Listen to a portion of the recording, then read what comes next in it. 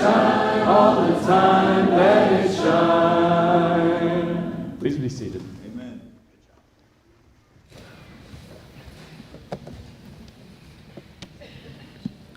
Wonderful. The master teacher has just climbed the hillside, sat down, and has begun teaching his students, his disciples. And before he gets to the great challenges that he will lay right on their shoulders, he begins first with the blessings. That's what we saw last week, Matthew chapter 5. They are the blessed ones, not by human standards, not by worldly thinking. Hastings refers to John Watson's work, and he writes, "The world has its own idea of blessedness. Blessed is the man who's always right. Blessed is the man who's satisfied with himself. Blessed is the man who's strong. Blessed is the man who rules. Blessed is the man who is rich. Blessed is the man who is popular. Blessed is the man who enjoys life." He says it comes with a shock and opens a new realm of thought that not one of those kind of men entered Jesus' mind when he spoke of blessedness here. Jesus tells his disciples they're blessed. They're really, truly the blessed ones. Even if they're empty, longing for more, weak in meekness, even if they're standing in a grave, burying a loved one, feeling the whip on their backs just for following Jesus, they, in those moments, are truly blessed. And if they need to hear that and remember that down the road, it'll be right there for them.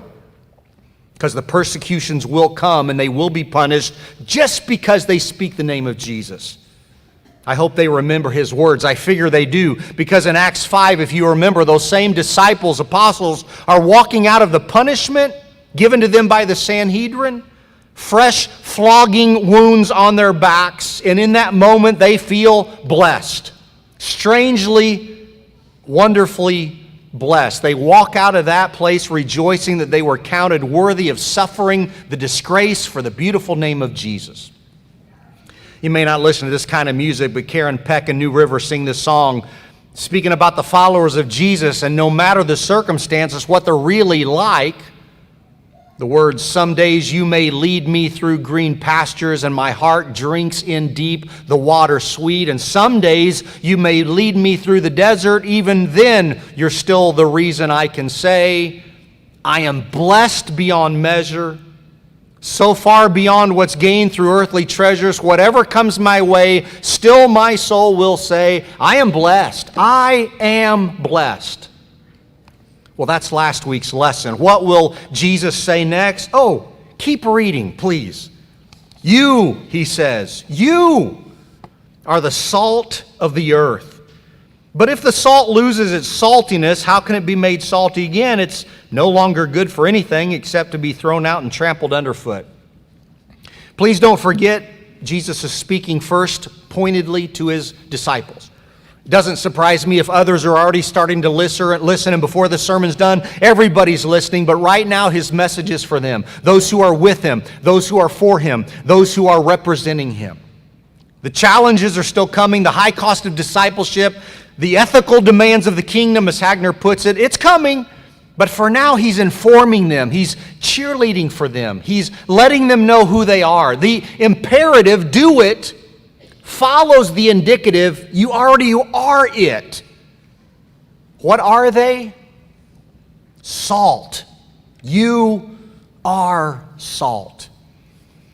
We Americans love salt, maybe more than anybody else in the world. Your doctor may have told you you love salt too much and you got to cut it out. Americans are known for eating a lot of it. The FDA recommends that about a teaspoon of salt a day is enough. Well, I don't know who can do that. We Americans consume 50% more than what is recommended. Look on the back of a bag of chips today and you'll see how much you're taking in. It's too much, but boy, it's good, isn't it? We know the value of salt because we know the taste of salt, but maybe in Jesus' day, it had bigger value or more recognizable value. Pliny the Elder, coming after Jesus in a work called Natural History, says there's nothing more useful than salt and sunshine. Salt was good. Salt was tasty. It made food better. We appreciate that too, but there's more than that going on. It was traded as commodity, as currency. It was the stuff that you can buy something with. It gave you value. You could actually be said, you are worth your salt. Salt could season. It could also purify. It could also fertilize, it could also preserve, and maybe the preservation is the bigger part here. But in some ways, all Jesus says is what you just read. So we can't know exactly where he's going. We don't know exactly what the disciples are thinking. But I think they're starting to get the point, and that is, in general, you are important. You, disciples of Christ, are important. As we read this, you read on and see this salt losing its saltiness, and we scratch our heads, because if you're a scientist, you may say salt actually doesn't lose its saltiness. In those days, it was probably a mixture. They didn't have mills that could refine it like we do. So maybe in that Dead Sea region where salt was plentiful, it was really in their hands more a mixture, different elements and crystals and minerals, and who knows what it was. But at some point, if there was no more salt in the mix of the white substance, you might say it's not worth anything and to throw it out. They would understand that, even if we said, yeah, but there's not really any salt anymore in that. You get the point, though, and I don't know that Jesus is threatening judgment here, as sometimes we read it. Maybe more he's just pointing to usefulness and at some point uselessness. Everyone can attest to the purpose of salt, but at some point throw it out if it's not going to help. Jesus is pushing his disciples, his apostles, to understand their worth.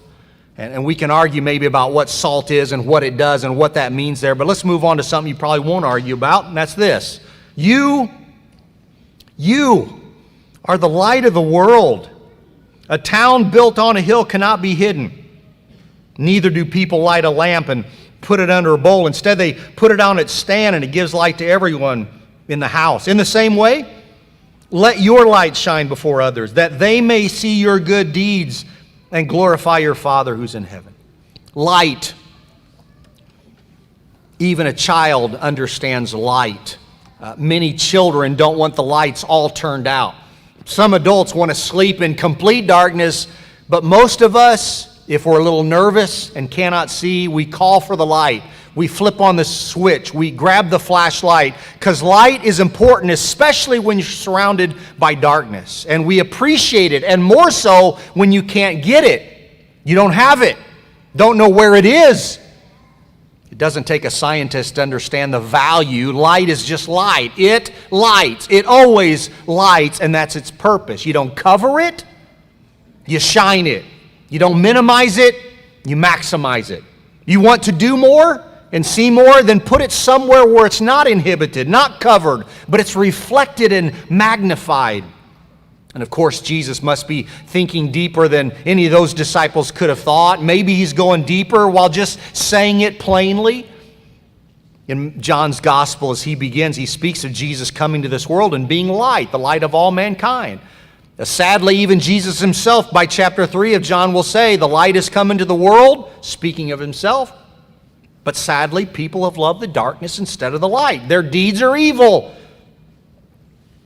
So Jesus lays it down right now for his disciples. No illusions that they're somehow the same as him, that they are in deity and likeness and nature, just like Jesus.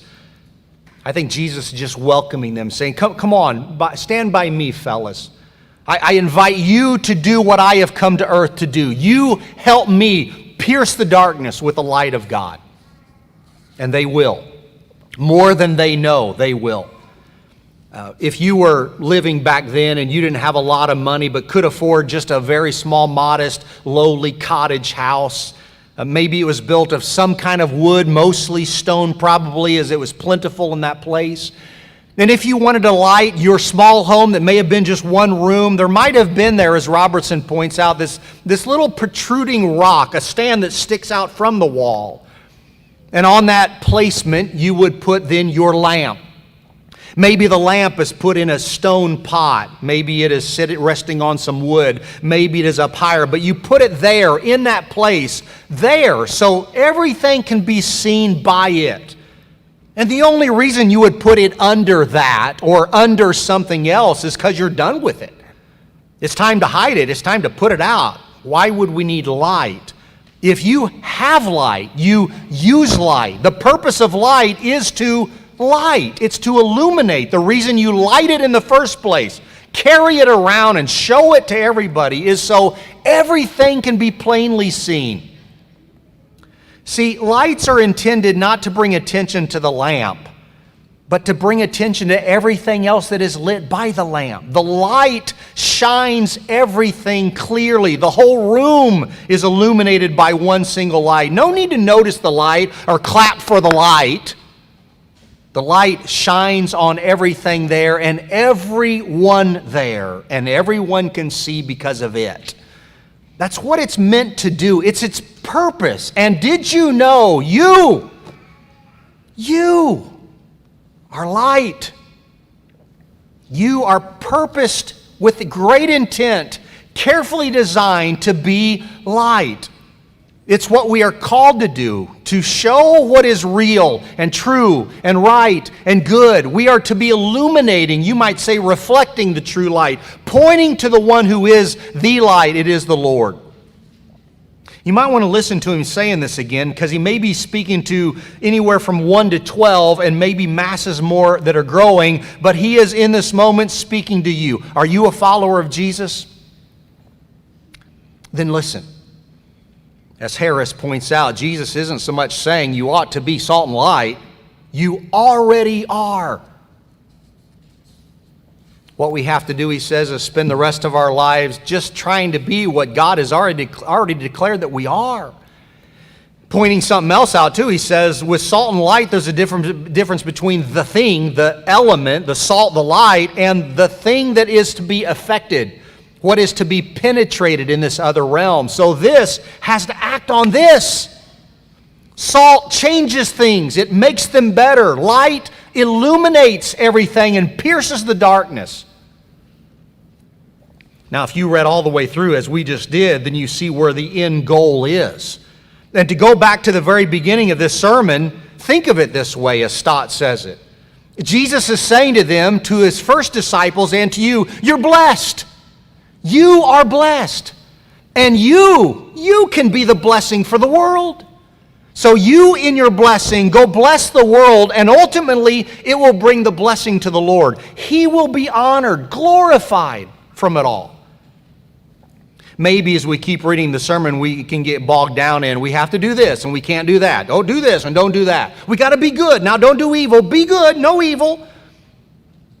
But at the core of it, there is something else, and that is we are just to be what we already are designed to be. You are salt and you are light. Jesus is saying, too, that the world is watching. Did you know they're watching? Go ahead and watch yourself, because they certainly are.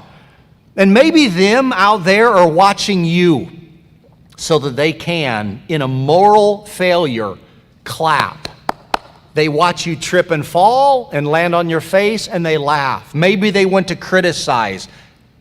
Maybe they want to call you a hypocrite. They're watching.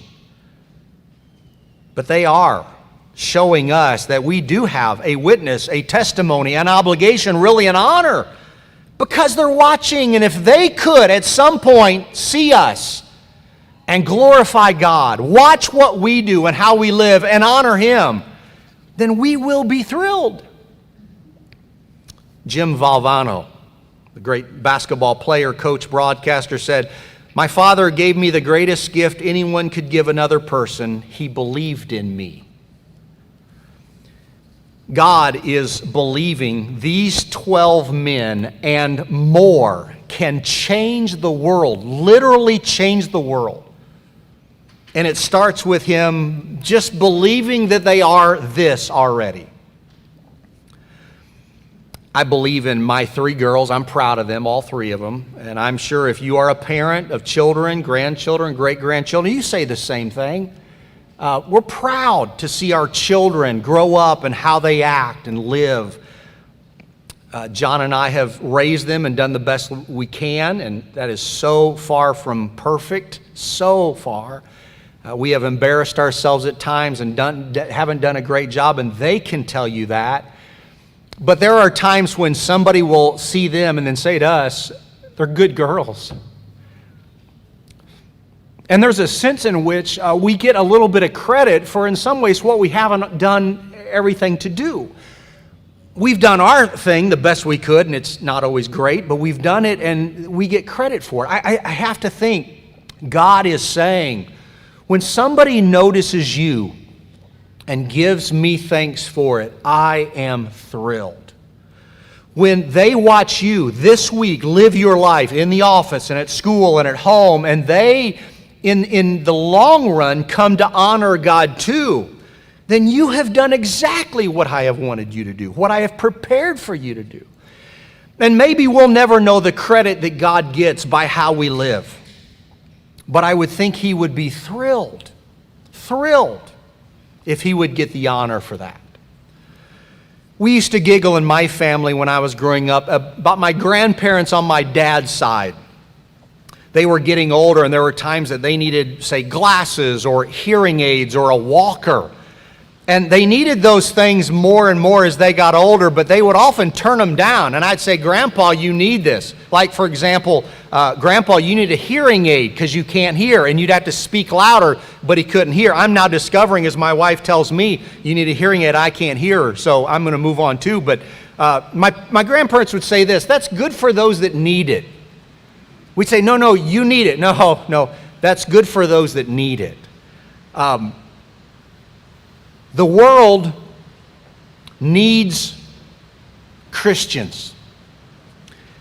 They don't even know they need Christians. They will slough it off as, no, we don't. In fact, Christians make us sick sometimes. But God knows how much the world needs Christians.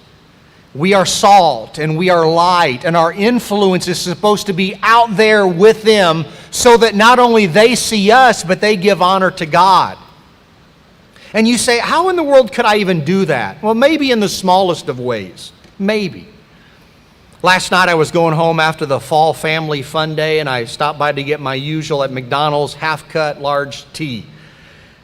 And I knew I was going to be working on a sermon later, so I had to, get a little caffeine in my body. So I stopped, after I ordered, stopped at the first window, and the McDonald's gentleman there in his uniform, I had my window down and I had my $2 out because it's only a little bit over $1, and I was ready to pay him. And he said, no, the car in front of you paid for yours. I was honored. I thought that was pretty cool. And then I started feeling just a little bit guilty in the next moment. And I said, what about the car behind me? I thought maybe if you paid for mine, I would pay for yours and return the favor. And I started thinking, oh, nuts, they probably have 3 Happy Meals, 4 Big Macs, all the desserts and specialty drinks. Because I have $1 and about 8 cents ready to pay, and said, no, he paid for theirs too. Whew, so I said, good, let's move on. Got my free tea and headed on down the road. But you know what I did when I left there? Honestly, I thank God for people like that. And it was such a small thing. And I figure they were Christians, maybe not. I'll never know. I probably will never see them again, and if I see them, I won't know as them. But for a brief moment, God was honored by a simple act of gratitude and grace. And I love it when I watch people do that. I was the recipient of it in a small way, and I think we can do that too. But please let me point out, because I think this is important. First of all, we do live with purpose, so our acts are not all that random. The Lord has called us to follow Him. And being salt and light, we are to be applied. We are to be shown forth with intention. I'm not sure I agree with the random part of it. And then the other part of it, small acts of kindness, of love, of grace are great, always really great. But at some point, someone needs to tell people about Jesus. We can be kind all day long, pay for things, say thank you, please, be gracious, always giving a kind word. But at some point, the church needs to do what the church is supposed to do. Because sometimes churches can get caught up in all kinds of good things happening. All day long, we as Christians can do good things where people say, that was nice.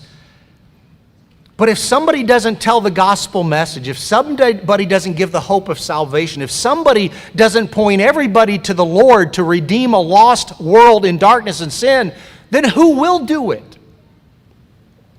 The church may do all kinds of good deeds, but how do you honor, glorify the Father in heaven if you don't know the Father in heaven? Don't forget your calling, church. As a light on a pedestal and a city set on a hill, they are there with an intended purpose to change everything around them and everything they touch. And I think of a hill outside of Jerusalem where the light of the world was snuffed out. In those few hours, even the sun in the sky refused to shine as he died. And as he died to take away the sins of the world, including mine, I now, as a follower of him, a grateful follower of him, take my purpose. I am pointing to the light on the cross. I am reflecting the light that shot out from the empty tomb. I am pointing to the one who now, in light, sits at the right hand of his Father and waits. I am now. We are now. Even this week, intended to be salt and light in our world. Telix says, you must be the little grain of salt for a little bit of earth that God has entrusted to you. I may not be able to reach your world. I can't influence your people. But you can. He says, you must be the glimmer of light for the little world where you live and have your being. So church, go. Let your light so shine that others may see your good deeds even this week and glorify the Father in heaven.